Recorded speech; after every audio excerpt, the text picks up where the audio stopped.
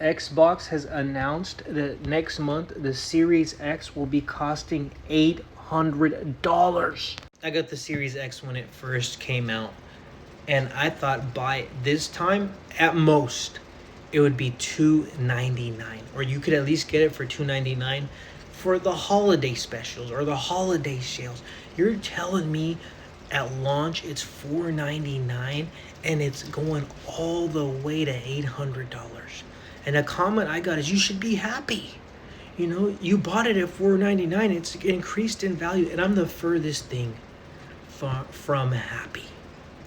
I want video games to be more accessible to the average consumer. The average person can't spend $800 before tax on a video game console.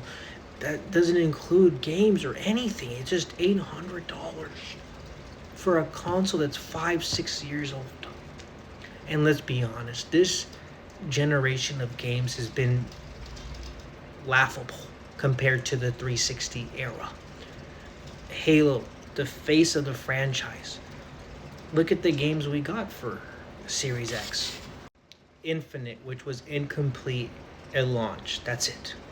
Got one Halo game for this generation. For the last generation, they took a legendary game in Halo 3.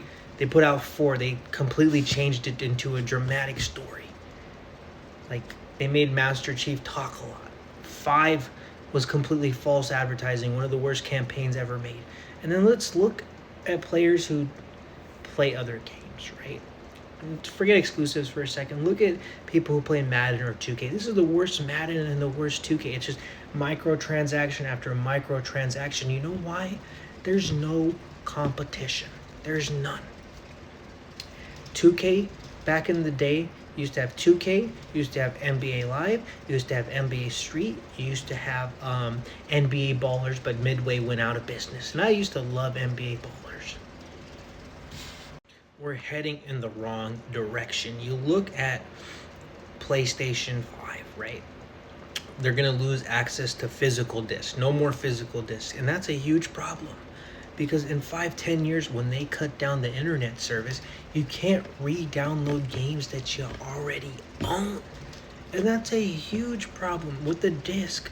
And I understand all the data is not on the disc, but you can offline put the disc in and download the data. It works as an access code, not with the digital code. When you digitally have games, you don't own the games. We're headed in the absolute wrong direction.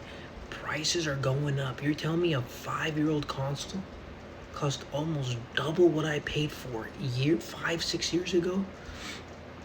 The exclusivity in games is not as good as a console from 2 generations ago, and I get that we're finally getting Gears again. We're getting Halo Combat Evolved, and that's a problem. I think Combat Evolved looks amazing. I can't wait to play it.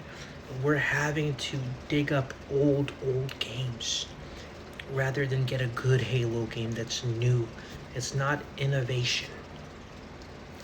With PlayStation, yeah, you can argue at least they get Spider-Man, they get Wolverine.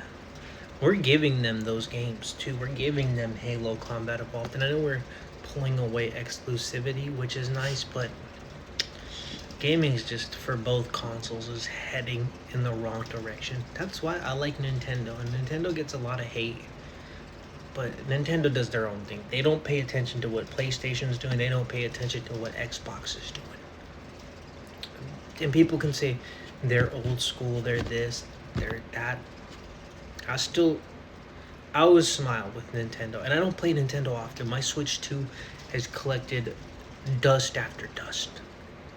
But I like how they do their own thing. They say, we'll take Star Fox again. We're doing Star Fox 64 for the 4th or 5th time. If you missed out on Donkey Kong Bonanza, you missed out on one of the best games ever made.